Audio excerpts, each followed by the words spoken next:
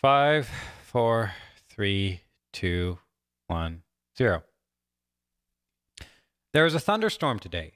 It lasted less than an hour, but while it did, the rain poured down in a torrent.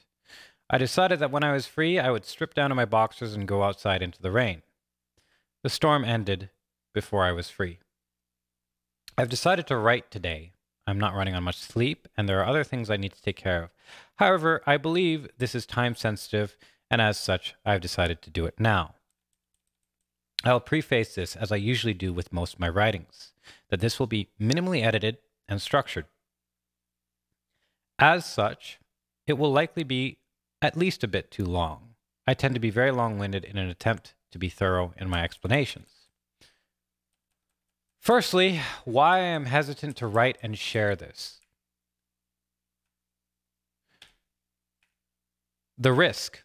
In writing this, the probabilities for financial gain, positive public relations, or generally anything considered beneficial from the reference point of a content creator are very low.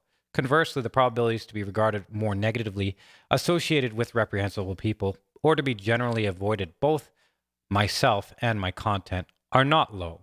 I don't believe these probabilities are consistently high, but they are definitely not low. From the reference point of a content creator or even a public figure, there is very little potential gain, while there is very large potential loss. Sponsorships, clout, perceived virtue. If anything, the potential for those, amongst other things, will head in a negative direction. Okay, so then why am I writing? Well, I believe that if I don't, I'll be betraying a voice deep down. If I were to choose not to write and not to share, despite the energy, time, and inconveniences it may entail, I'd be choosing to avoid discomfort at the cost of self-expression. I believe that self-expression is a necessity when it comes to meaning and life. I could write many, many pages on the idea of self-expression alone, but I need to focus on the topic at hand. It is not right for me to betray myself as such. Regardless of the consequences, I will hold myself accountable in responsibly expressing my thoughts and perspectives.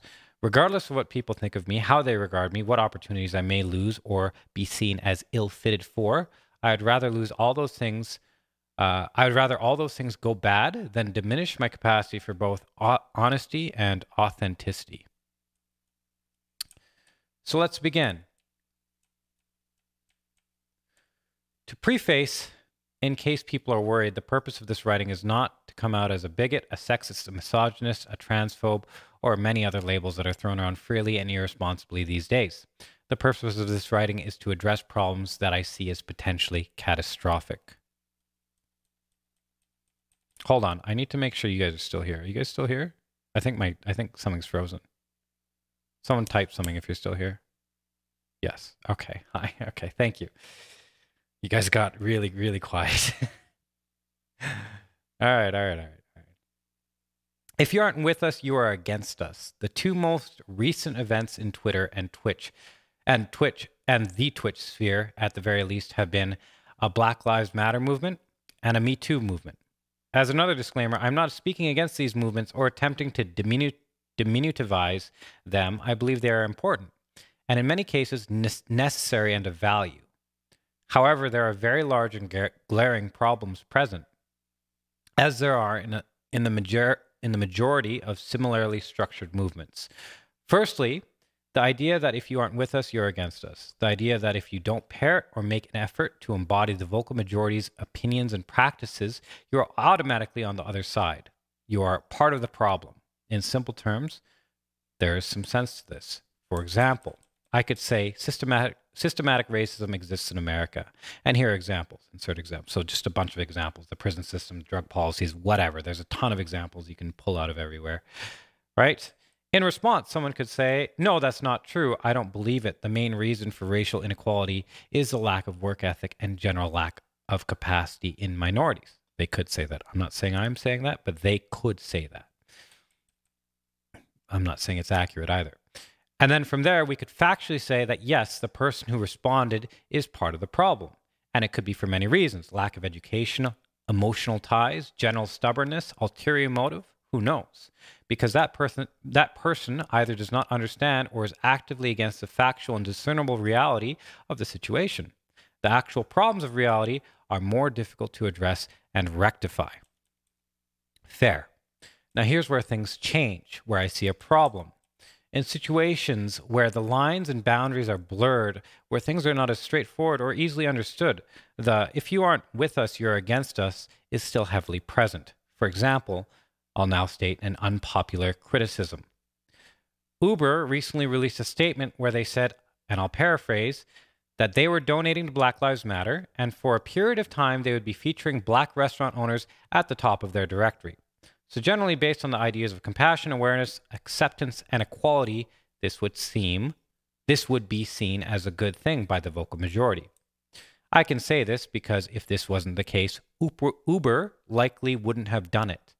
However, when you look at it through a more detailed lens, there's a large and contradictory problem present.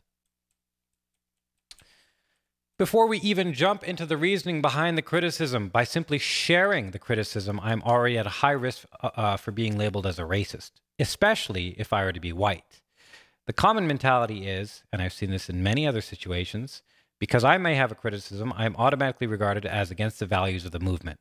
This is a common, convenient, and short-sighted error. That is simply not how things work. I can be completely for something and still criticize it. I can be completely against something and still criticize it. They are not necessarily dependent things. This is one of the original problems I wanted to address in this writing. Not agreeing with a particular component does not mean you disagree with the whole. Furthermore, discouraging or punishing such expressions actually is a disservice to solving the problem at hand. There needs to be an open and comprehensive dialogue in order to solve complex problems. And all these problems are complex. By simply prematurely labeling or dissuading open and disagreeable dialogue, you lose capacity in dealing with potential mistakes and missteps. And as I'm sure everyone can agree, people make mistakes, and oftentimes it takes a period of time before the mistakes are accepted or even recognized. By automatically dismissing any and all criticisms, capacity is lost in minimizing mistakes and preventing catastrophic errors.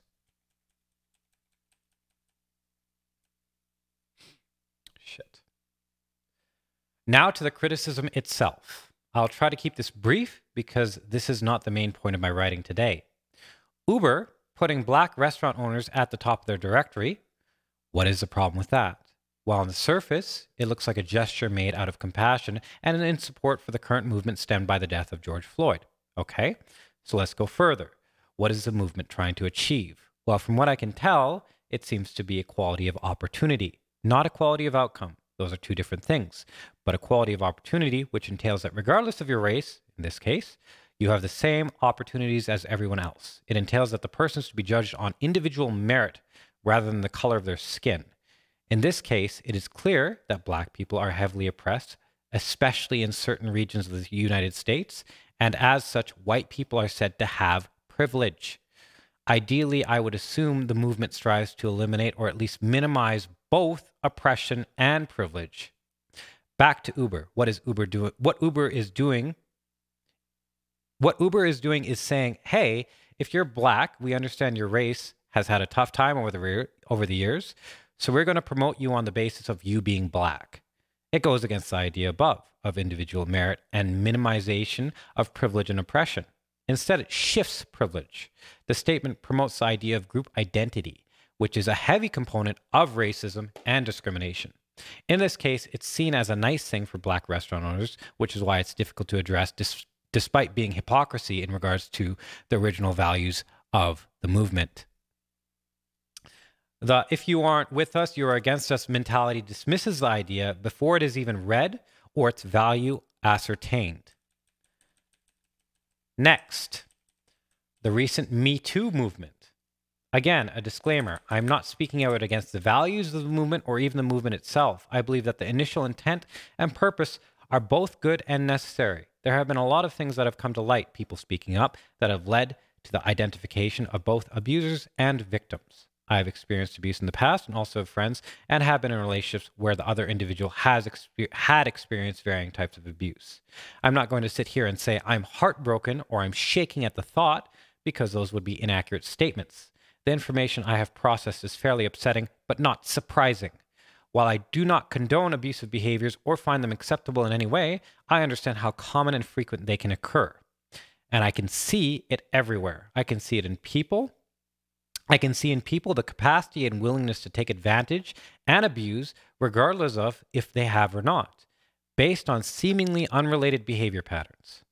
So why am I saying this? It's a protective measure. It's a protective measure. In my eyes, none of where I stand, what my preferences are, or any extraneous details matter to the argument I'm attempting to make. What matters is the validity of my ideas. As such, this disclaimer is only a preventative measure to act against misunderstanding, misrepresentation, or premature dismissal and judgment. Individuals who were accused of and have been found as rapist or sexually abusive, I regard as highly likely to be utterly reprehensible people. I do not want them near me, any of my loved ones or friends, nor anyone they could cause harm to. Let that be known. However, also let it be known that there are more people that are reprehensible than just the ones that have been found guilty, and they can be found on both sides of the equation. This is getting long, so I'll attempt to cut straight to the chase. It's funny, we're not even halfway through. Okay. Believe victims, or in some cases, believe her. To my understanding, it is a call to action to, by default, believe the alleged claims of someone who is identifying as a victim to an abuser. That is what I believe the general response to the message is. And I see it embodied in many places and reinforced by the statement, what do victims have to gain by speaking about their abuse? So if the call to believe victims entails, as was said above, I see a problem that almost seems impossible not to see. In simple terms, everybody has the capacity to lie. Everyone has the capacity to falsify or misremember or act with ulterior motive. Everyone. The position of victim or abuser may generally change the probabilities of certain intents. However, it does not change the capacity that everyone has the capability to be dishonest.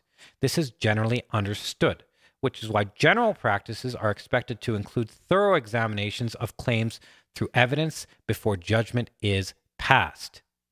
It's a very important process, and it is self-explanatory in why it is there. You need to assess a problem, a situation, a claim before you begin to solve or address it. Skipping the assessment step and going straight to believe without any justification other than victims are less likely to lie is incredibly irresponsible and has a high potential to create more victims. I have theories on which side. I have theories on why such a simple thing is being ignored by such a large number of people, but that's a separate topic, and this is already very long. The practice of believe victims will lead to positive results. This is likely true, but it will also lead to an increase in falsely accused and falsely punished individuals as well. And while someone can try and make the argument, well, for us, if more sexual abuse victims are recognized and their abusers are found, it's worth the occasional case of someone innocent being found guilty.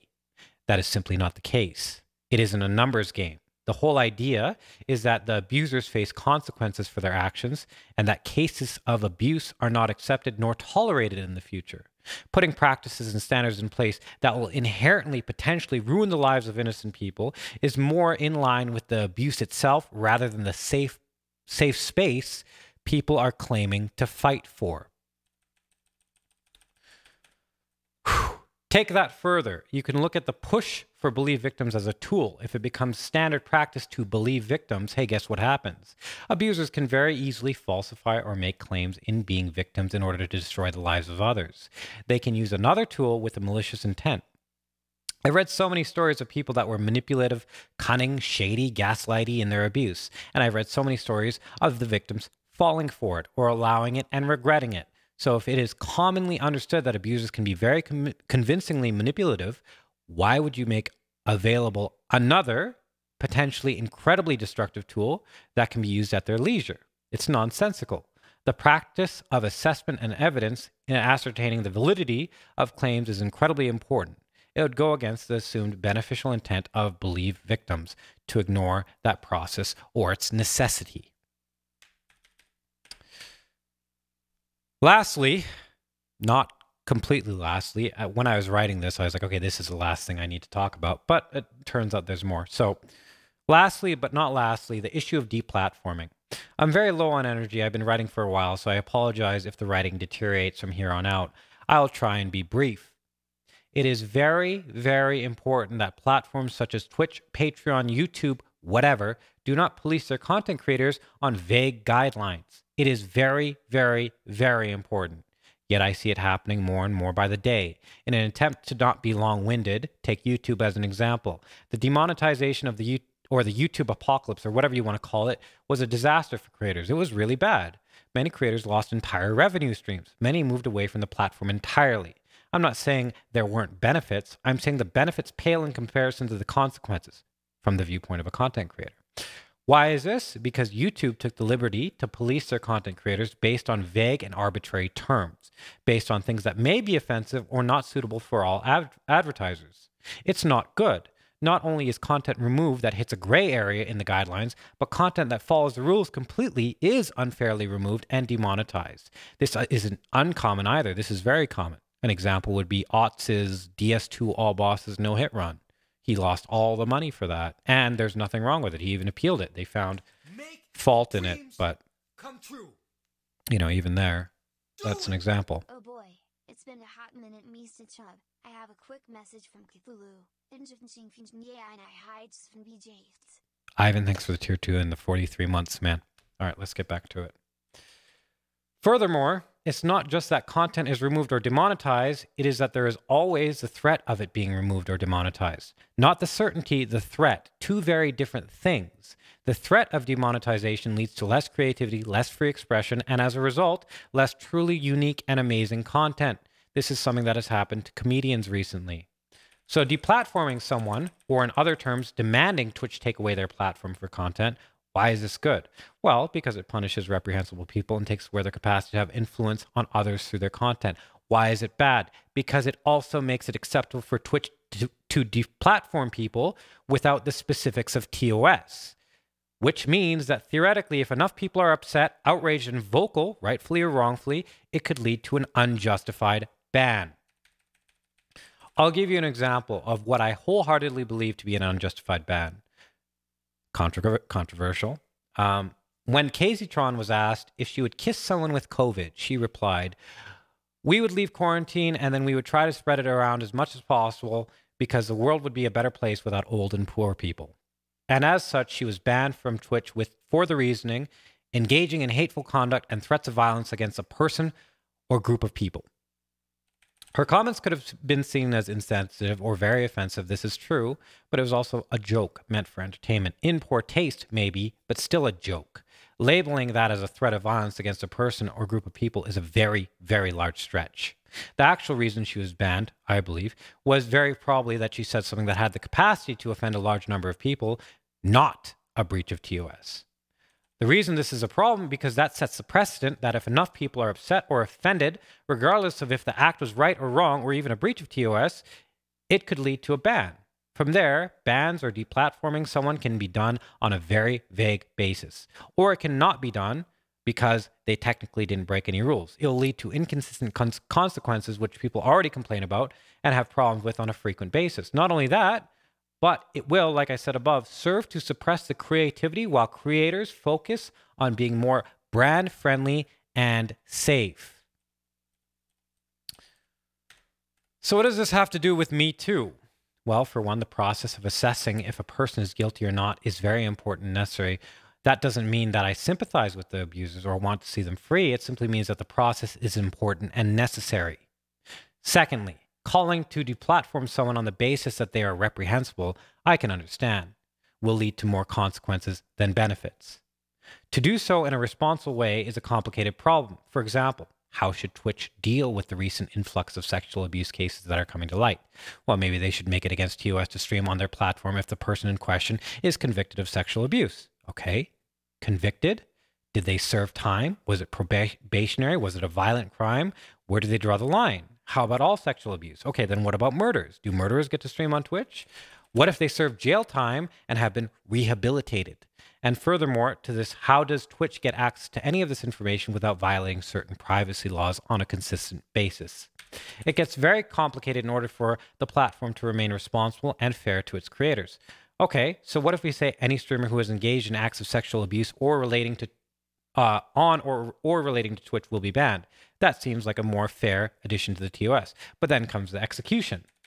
Do they have a team who can assess the cases? What are their credentials? Do they have a background in law or abuse cases? Can they tell if the evidence has been doctored, if the allegations are true?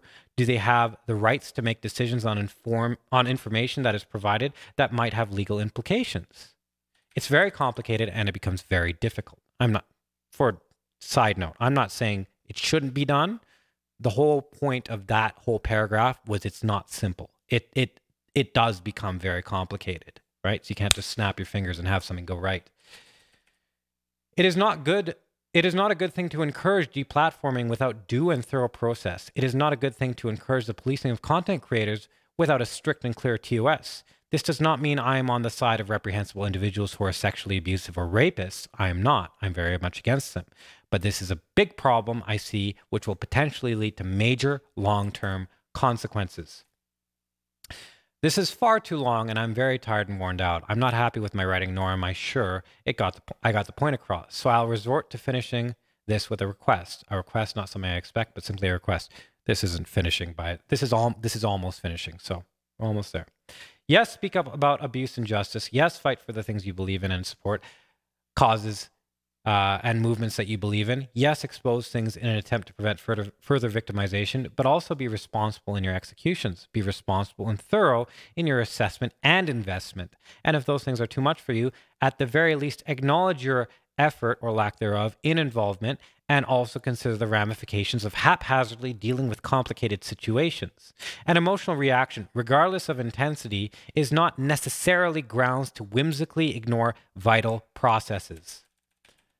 Be responsible, be thorough, and acknowledge the possibility that there is potential to be wrong, regardless of how justified or righteous or even positively reinforced one might feel.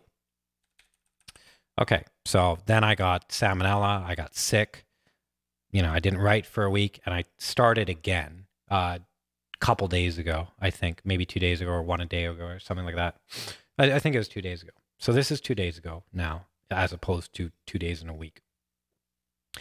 It's been over a week since I wrote the above. I'd planned to release it much earlier, but then salmonella happened. I've read it over, and I'm not particularly happy with parts of the writing. I'm not happy because I believe I could have communicated a few things better, namely the last part of the Me Too section. On that topic, in the last week, I believe Twitch has been handling these cases on an evidence basis, only banning individuals who have heavily incriminating evidence against them or have admitted guilt. I'm relieved to see that. There's one thing I want to write about here. It is a very important concept, and I think to leave it out would be like preparing a meal with only half the ingredients. It is the topic of shame. Shame is a very powerful thing that I believe is used both frequently and irresponsibly. There are many resources on the potency and effects of shame.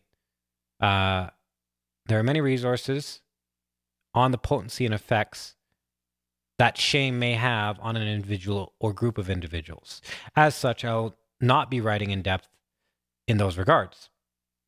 I will say that shame is usually very destructive and also very hidden. It can manifest as anger or self-loathing, amongst other behaviors. Shame can cause severe damage to a person and their behavioral patterns, whether it is justified or not. That brings me to my next point, the irresponsible and convenient use of shame. There are many cases where a reprehensible behavior is deserving of shame. For example, the acts of rape or murder and severe abuse from those in positions of power. These are shameful behaviors. They should not be repeated, nor should they be tolerated or overlooked. Here's what people won't like to hear. There's a very large difference between an act of rape and an awkward, misguided social interaction that leads to discomfort. Now, I'm not necessarily excusing these interactions either, but I am making the simple observation that they are different, very different. However, from what I see or have seen in the last couple of weeks, they are often regarded with the same realm of disgust. Many stories have come out lately, many truths. They are all very different in terms of severity and context. Despite the differences, I notice the same responses generally across the board. I cannot forgive you for this. Seek help. You are a disappointment and will never be welcome back. Wow, I really liked your content, but can never bring myself to enjoy it ever again. Yeah, you apologized, but you're still disgusting. These are messages found in the comment sections of the post of the alleged abusers. Regardless of the severity of the allegations against them, the common component is lack of understanding and intention to shame. So what's wrong with that? Well, again, there is a very large difference between consciously reprehensible behavior and awkward, uncomfortable mistakes. The former is deserving of shame, the latter not so much. And if the latter is deserving of shame, it's deserving of much less. Okay, why? Well, because in order to develop, people need to make mistakes. People need to develop understanding and grow from their experiences. And yes, of course, there is a line that should not be crossed, but that line is not a line of I was made uncomfortable and confused. And once again, another disclaimer, I'm not characterizing rape or murder as a mistake. I'm characterizing awkward, misguided interactions as mistakes, or perhaps being a little bit too forward as a mistake. What is happening now, due to the current and misguided use of shame, is it is becoming no longer acceptable to make mistakes. What does that lead to? An underdeveloped populace that lack the capability to operate without instructions or to even understand the reasoning behind their actions. Punishing minor mistakes with heavy doses of shame will only cause less understanding, more resentment, and less capable individuals. There may be short-term and short-sighted benefits, but in the long term, these behaviors will potentially lead to catastrophic results. Lastly, to the individuals whom are insistent on their moral high ground and the alleged undeniably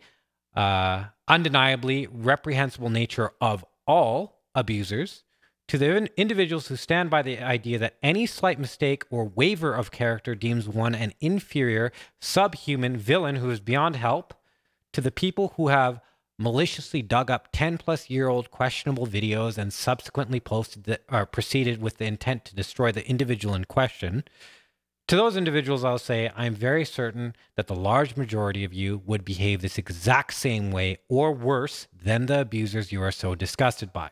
Why do I say this? Am I saying that the abusive behavior is normal? No, absolutely not. I'm saying that the large majority of people, especially those ready to jump and destroy at the slightest hint of anything potentially offensive to a group that doesn't even include themselves, I'm saying that a large majority of those people are lacking in many qualities. And not only is it evident, it is demonstrable. As such, it is an indication of a lack of development in specific areas.